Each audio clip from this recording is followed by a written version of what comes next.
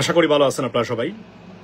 আমার একটা এই যে ছবিটা দেখতে পাচ্ছেন, ফটোটা হচ্ছে আমাদের ফালেন হিরা, কেন বাংলাদেশি বংশোদ্ভূত পুলিশ অফিসার দিদারুল ইসলাম, যিনি বন্দুকধারীদের গুলিতে গতকালকে নিহত হয়েছেন ইউনিফর্ম পরা অবস্থায়। এবং আমি আমার আমেরিকাতে যতদিন এসেছি এবং আসার আগ থেকে যে খবরটা নিয়েছি সেটা হচ্ছে বাংলাদেশের নাম আমেরিকান মিডিয়া, নর্থ আমেরিকা তথা সারা বিশ্বে এমনভাবে প্রচার হয় নাই। গতকালকে বন্দুকধারী গুলিতে আপনার পার্ক অ্যাভিনিউতে 4জন মানুষ এখন শুনতে পাচ্ছি নিহত হয়েছেন। এর মধ্যে ইউনিফর্ম পরা police officer, NYPD police officer এই যে দিদারুল ইসলাম ভাই, মৌলভীবাজার জেলার বড়লেখার সন্তান, মা বাবার একমাত্র সন্তান।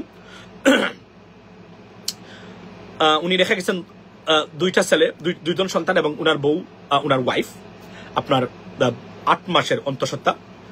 আমি সেই হিরোর আত্মার মাগফিরাত কামনা করি, আল্লাহ তাকে বেহেশত নসিব করুক এবং তার পরিবারের সুখ সন্তত পরিবারের প্রতি গভীর সমবেদনা জানাচ্ছি। এবং আমি বলি যে এটা আমি এই জন্যই বলছিলাম যে মরে গিয়েও দেশকে নিয়ে গেছেন এক অন্য উচ্চতায়, দিয়ে গেছেন এক নতুন বাংলাদেশের নাম সারা পৃথিবীতে, আমেরিকান মিডিয়াতে। যারা মুসলিম বিরোধী তারাও দিদারুল ইসলামের নাম ইমিগ্রান্ট ফ্রম বাংলাদেশ উল্লেখ করেছে। এটা আনবিলিভেবল একটা ঘটনা।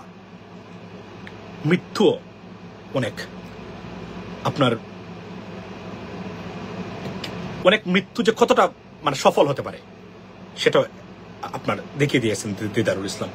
খুবই দুঃখজনক ঘটনা যে পরিবারের একমাত্র সন্তান, আজকে মা বাবা আমি জানি না তারা কিভাবে নিজেদেরকে সান্ত্বনা দিচ্ছেন, উনার ওয়াইফ, তাদের প্রতি সমবেদনা থাকলো। এখানে বলে রাখি আমি আজকে বাংলাদেশের উপরে 35% যে আপনার tariff imposed by the United States government, এটার একটা ইম্প্যাক্ট আছে, কারণ দে আর ভেরি অ্যাংরি।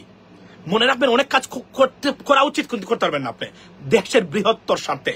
এই intellectuality in terms of political decision making you have to have it. If you do not have it you are rubbish, you should not be in politics, right? যদিও গভর্নমেন্টের representative বা delegate যারা আসছিলেন, they failed to achieve it, and I don't understand that why they failed it, because Bangladesh ওইভাবে কোনো targeted কোনো country না by the United States government or the American Trump administration. So why we have this? There are some mistakes or failures by the interim government's representatives, I can tell you that. Otherwise Bangladesh 35% এই tariff হতেই পারে না বাংলাদেশের উপরে। মানে এটা তারা address করতে ভুল করেছেন, ফেল করেছেন, ইনকম্পিটেন্ট মানুষ এখানে ছিল না, এটা আমি নির্দ্বিধায় বলে দিতে পারি। Ladies and gentleman, by the way, যৌনকর্মীদের অধিকার প্রতিষ্ঠা তীব্র প্রতিবাদ জানাই আমি। এগুলা বাংলাদেশের মতো মুসলিম দেশে, ডমিনেন্ট কান্ট্রিতে, আমেরিকান এবং এই যে এলজিবিটি কিউ মিউ এগুলো আছে, প্রেসিডেন্ট ট্রাম্প বলছে এলজিবিটি কিউ নামই দিতে পারবেন না আমেরিকাতে, আপনি জানেন তো। আমরা মনে করি আমাদের দেশে এগুলার কোনো প্রতিষ্ঠা করার দরকার নাই, এগুলা রাষ্ট্রীয়ভাবে স্বীকৃতি দেওয়া, যৌনকর্ম রাষ্ট্রীয়ভাবে স্বীকৃতি দেওয়া উচিত না বাংলাদেশে, বরং যত জায়গাতে আছে এগুলো ডিসমান্টল করে দেওয়া উচিত, এটা আমি মনে করি আমার ব্যক্তিগতভাবে।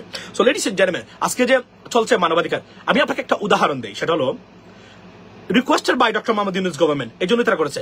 ধরুন শেখ হাসিনা এত মিথ্যা কথা বলা গেছে এই ভদ্র মহিলা তার মানে সময়ে বলছে সেন্ট মার্টিন, আমেরিকা নাকি সেন্ট মার্টিন চায়, অথচ আমেরিকা বলেছে we never had a discussion about it, we never talked about it। তারপরে উনি মিথ্যা বলেছে, কারণ যদি সত্যিকার অর্থেই মানে এর আগে চাইতো মানে তারা মানবাধিকার অফিস প্রতিষ্ঠা করতে, তাহলে শেখ হাসিনা কি বলতো না? অবশ্যই বলতো, আমি দেই না এই জন্য তারা আমার কাছে করছে। একটা জিনিস কি, এটা একটা ইউনাইটেড নেশনসের একটা প্রজেক্ট, আপনি যদি আপনার দেশে আসে সমস্যা কি? এটা মূলত করাপ্টেড কান্ট্রিজ গুলাতে, রাজনৈতিক দুর্বৃত্তায়ন যত দেশে আসে, সুশাসন নাই, এই দেশগুলোতে তারা প্রতিষ্ঠা করতে চায়। ওয়াই? ফর এক্সাম্পল, আপনার বাড়ির পাশে যদি মসজিদ থাকে, মস্ক থাকে, কোনোদিন ছিল না, নামাজ পড়েন না আপনি। আচ্ছা আপনি আমাকে বলেন তো, মসজিদে আজান যখন হবে বাড়ির ঠিক নেক্সট ডোরে, আপনি চাইলে যেতে পারেন, অন্তত আপনার মসজিদে গিয়ে নামাজ পড়ার পরিমাণ 1%ও পারবে না? অফকোর্স পারবে, কারণ এই প্রতিষ্ঠানটার অবস্থান বা এক্সিস্টেন্স আপনাকে এটাকে বাধ্য করবে। This is how it is. এটা অন দ্য আদার হ্যান্ড, যদি খারাপ কোনো জিনিস থাকে, এখানে মদের বার থাকে, স্ট্রিপ বার থাকে, আপনার মানে বাড়ির পাশে জীবনে যান না, একদিন হলে গিয়ে উকি দিয়ে দেখবেন, আচ্ছা এখানে কি হয় দেখি তো। This is how this things will make the difference, ladies and gentleman. তো এগুলো যদি না বুঝে আপনি মানবাধিকার অফিস আসছে, দুর্বৃত্তায়িত রাজনৈতিক ব্যবস্থা, দুর্বৃত্তায়িত রাজনৈতিক লিডারশিপ বা নেতৃবৃন্দের কারণেই এই প্রতিষ্ঠানটা এখানে হতে চায়। সীমাহীন লুটপাট এবং দুর্নীতি। আজকে দেখেন না আপনি, বাংলাদেশে আমরা জুলাই বিপ্লবের পরে কি পেয়েছি? সারা বাংলাদেশের চাঁদাবাজি এবং চলছে। কেউ কারো কাছ মানে কেউ মানে মানে কারো কাছ থেকে পিছনে নাই, সবাই যে যেভাবে পারতেছে করা শুরু করেছেন তারা এভাবে। তো এগুলোর জন্যই তো এই প্রতিষ্ঠানগুলো হয়। মানে আপনার এই যে কি বলে এটাকে, এই জাতিসংঘের মানবাধিকার অফিস কি হয়েছে মানে দেশে এলজিবিটিকিউ প্রতিষ্ঠা করার জন্য? এই যে এদেরকে কে ঢুকাই দিছে, এটা তো রয়ের চাল, ইন্ডিয়ান রয়ের মূলত এই প্রজেক্টে পা দিয়েছে কে? কে দিয়েছে? না বুঝে পা দিয়েছে কে?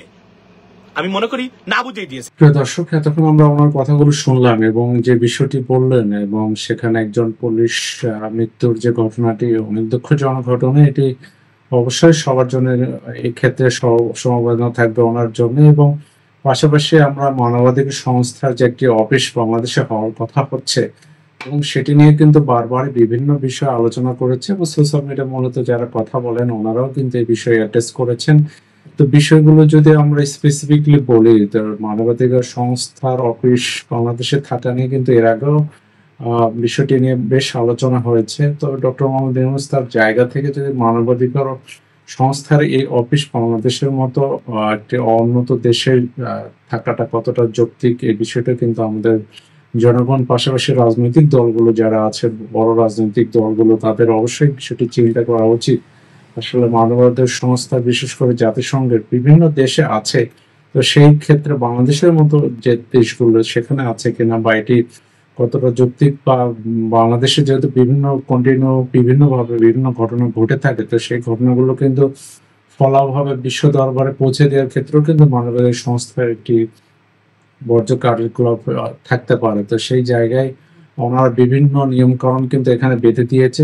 সেই নিয়মকানুন বাংলাদেশের গভর্নমেন্ট মেনে আসলে কতটা এই সংস্থাকে সঠিকভাবে পরিচালনা করা সম্ভব, এটিও কিন্তু ইন্টার গভর্নমেন্টকে চিন্তা করতে হবে। এবং পাশাপাশি রাজনৈতিক দলগুলো তাদের জায়গায় যদি সততা দেখায় এবং ভবিষ্যতের রাজনীতি এবং বিভিন্ন যে রাজনৈতিক দলগুলো বিভিন্ন অপকর্মের সঙ্গে যে জড়িত আছে, সেই জড়িত থাকা থেকে যদি নিজেদেরকে সরিয়ে নিয়ে আসে এবং নিয়ে আসার ফলে যদি একটি ভালো বাংলাদেশ এবং সুন্দর পরিবেশের বাংলাদেশ তারা উপস্থাপন করতে পারে, তাহলে কিন্তু এইসব মানবাধিকার অফিসের কিন্তু কোনো প্রয়োজন হবে না এবং এটি নিয়ে কথা বলার সুযোগও কেউ পাবে না। অথবা আমরা আমাদের বলবো যে আমাদের নিজেদের থেকে এই জায়গাগুলোতে সংশোধন হতে হবে এবং সংশোধনের ফলে কিন্তু ভবিষ্যৎ বাংলাদেশের একটি উন্নত জাতি হিসাবে কিন্তু আমরা নিজেদেরকে বিশ্ব দরবারে পরিচিতি দিতে পারবো।